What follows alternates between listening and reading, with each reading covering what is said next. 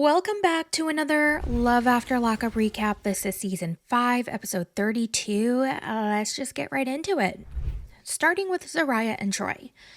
Zariah actually believes her psychic when she says that Troy is not the one for her, that he has a lot of issues that he needs to work on, and she's saying all of this based on the cards that she, picked. I don't know how that works. Is it going to work out between the Osprey and the Angels? I keep hearing the word no. The Three of Swords is my heartache card, my heartbreak card.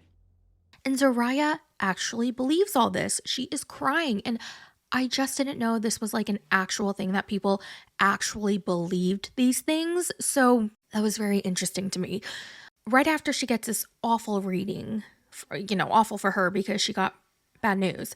And Troy calls her and he's like, "How did the reading go?" And she's like, "It went really well." Okay, she lied. So I'm just hoping that my relationship and how I feel and how I want to continue is what the reality of the situation actually is. Then she and her family go to pick him up. And then she all of a sudden gets a text from his PO saying that he cannot be released until the PO gets there. I don't know. It was kind of confusing. But it was apparent that this was not supposed to happen. It's never happened. Everybody is so confused. And they're basically waiting for the PO or him. And then they see the PO. They see him get into the PO. They all follow the PO. And it's kind of like a car chase, like a high-speed car chase. And they don't know what's going on. And that's pretty much where it ends. Oh, during the high-speed car chase, Zariah is patting down the foundation. The powder, it is heavy, like pat, pat, pat, pat, pat, pat, pat, pat, pat. And listen, I get her because I see that she is struggling with a little bit of skin issues. And as a acne girly who has had really awful cystic acne all over her face, I've learned much later because I used to pile on the foundation, the concealer, the heavy liquid foundation, and then do powder. Sometimes I would even do the stuff where it was like theater makeup because I just wanted so much coverage. And there was a point where I just wasn't getting, I thought something was stuck in my teeth. I was just not getting the amount of coverage I wanted, that I was thinking about getting like silicone, like putting on a thin layer of silicone on my face so that my skin could look smooth. So I understand why Zariah is patting on the makeup, but honestly, sometimes less is more. And sometimes when you put on that much foundation and powder, it kind of brings more attention to the acne. But anyway, I just, I feel her struggle. I do. I've been there and I've done that. Okay, moving on to Joey and Kim. So remember how Kim is on her way to, is she on her way to pick Joey up? I don't know, but he asked her, like, "Are you still sleeping with your ex-husband? Are you still messing around with him? Because someone told me that you are." And she's like, "No, I saw him because of, I don't know, some family function thing. And I saw him and I just gave him a hug." And then he said, "You shouldn't be giving other men hugs," which is a huge red flag. But side note, for the longest time, Kim looked like someone. I was like, who does she look like? She looks like someone that we've already covered, but I cannot put my finger on it. Now I figured it out. She looks like April from Seeking Sister Wife. Doesn't she? Oh my God, it's uncanny. They literally look like they could be sisters. So anyway, Joey tells her that she shouldn't be taking pictures with other men, and that's a huge red flag. But she's focused on who is sending Joey these messages saying that she's cheating on him, and why would they do that? So I'm definitely trying to keep an eye on him when he gets home from prison. I'm gonna have to figure out who it is so I can make it stop. Oh my God, never mind. She's not on her way to pick Joey up. I totally forgot. She is actually on her way to get her nails done because them dogs be screaming. You see her nails? Oh my God. So her cousin owns a salon and they've been really good friends ever since they were kids. And Kim catches her up on her life and she's like, "Remember the guy who stole my dad's bike? And then he did some other bad stuff and he went to jail. And oh yeah, he's your ex-boyfriend of a year that you lost your virginity to. Yeah, we're in love and he's coming to parole at my house."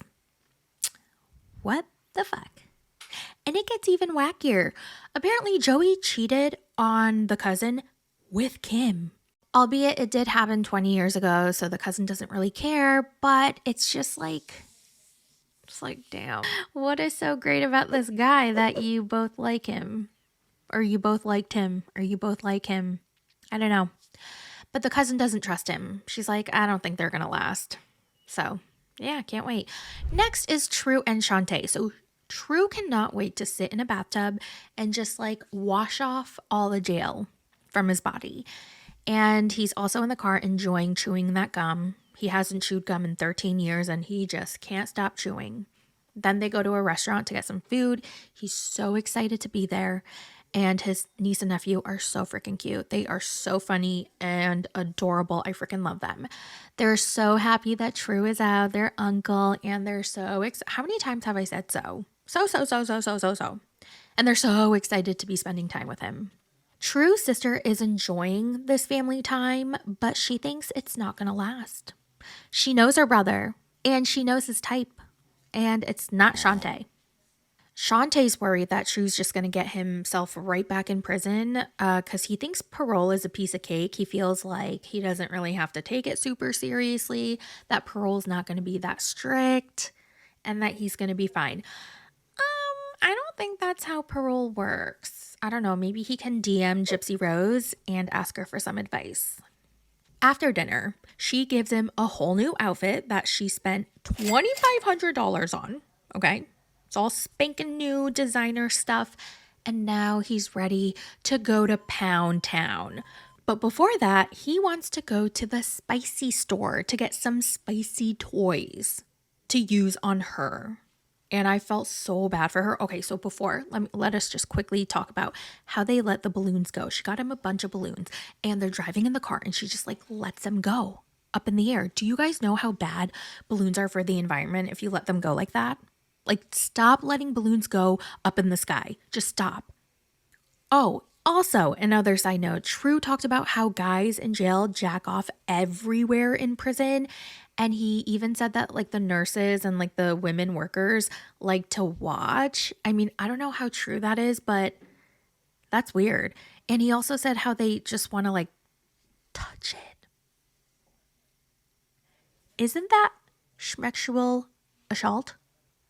Okay, so they're at the spicy store. He looks around and he loves looking at all the products and learning about them and what they do. And Shantae's very uncomfortable. She does not want to do this. And it's not like he's getting toys for himself. He's getting toys to use on her. And she doesn't even want that. But she doesn't want to say no. Oh my God, this poor girl. So she goes outside. She calls her sister. And she's like, yeah, we're at the spicy store and it's not really my thing. That really sucks. I mean, I can't imagine how uncomfortable she is. And he's inside picking out everything he wants. He's like a kid in a candy store. And again, they're all toys that he's going to use on her. And she does not want any of that. I'm definitely nervous about the first time I'm going to have sex with him because I'm not that experienced when it comes to sex, first off. And then she goes inside and the total comes out to $200. And mind you, she lost her job. He doesn't know yet. And she's spending $200 on toys that she doesn't even want. Yeah. Oh God, she needs to learn how to speak up for herself. Say horny, baby. I'm not speaking. So they finally get to their Airbnb. He gets out all the toys that he bought, and she's not excited. He's like, look at this, look at that, look at this. And then he says, I'm gonna hurt your bleep. No, thank you. No, thank you.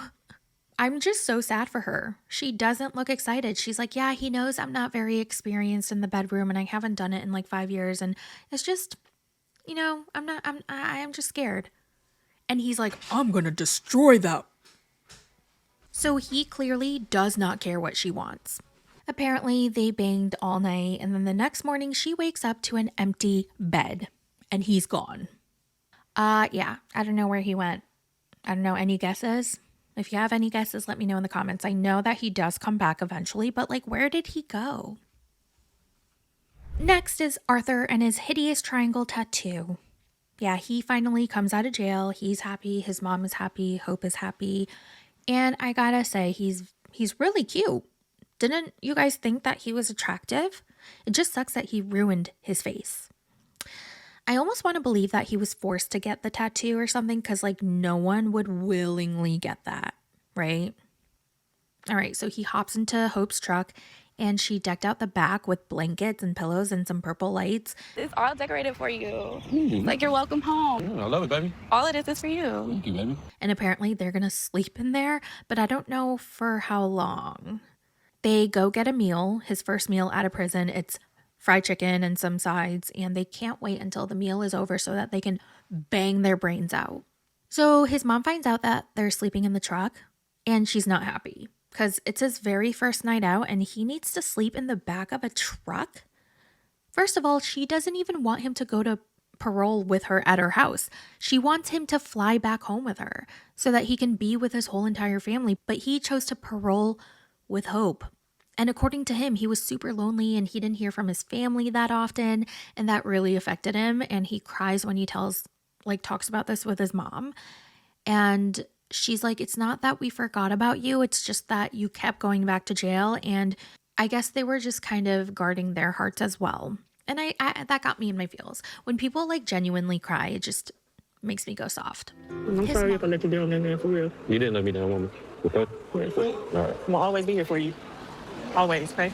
His mom tries one last time to convince him to come home with her, but he's like, no. And she's frustrated that he's just blindly following Hope and defending her. Like, why? Come home to mama. But he's like, no, Hope was there for me and I love her. And her rainy window on a rainy day outfit with her, what kind of pink is that? It's like so bright and blinding, highlighter pink hair. And he's going to go home with her. So yeah, I was watching according to Amber's video on Hope and Arthur, and he pretty much went back to jail right after he was released. And there was some crazy things that went on. You guys go check out her video. Apparently Hope pulled out a gun pew pew on him. Yeah, I don't know. That's crazy. So they're never going to be back. That sucks. I thought they were going to be a dumpster trash fire that we could all make fun of, but I guess not. Next, we have a brand new couple, Julian, who's 46, from Maryland, and he's a writer. And I guess one of the novels that he was writing was about a character on death row, so he wanted some insider knowledge. So he wrote to someone in jail named Chris, and their friendship blossomed into a romance. Now, I'm not going to lie, I was a little surprised when Chris was a woman. Okay. So her makeup is a choice. Yeah, that is definitely a choice. So he goes to pick Chris up to be released. He brings his cat Chucky Bonkers. That is the best name, by the way.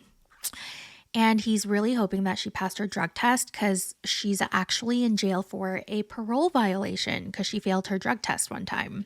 Okay, so she finally comes out, they hug, they roll around in the grass, all that good stuff, and she is tweaking like I've never seen.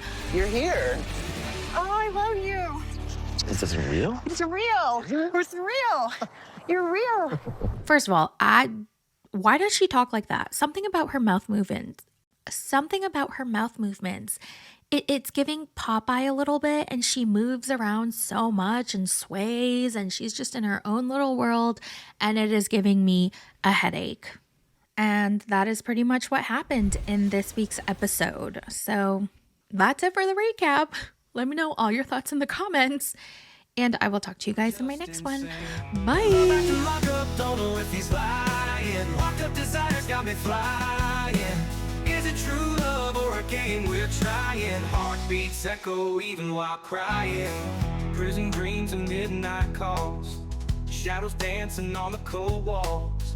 Behind bars our love still falls. Is it real or just another brawl? Serving time but time ain't enough.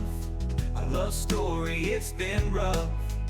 Behind the bars ain't no love. Holding on when the going gets tough. Love after lockup, don't know if he's lying. Locked up desires got me flying. Is it true love or a game we're trying? Heartbeats echo even while crying.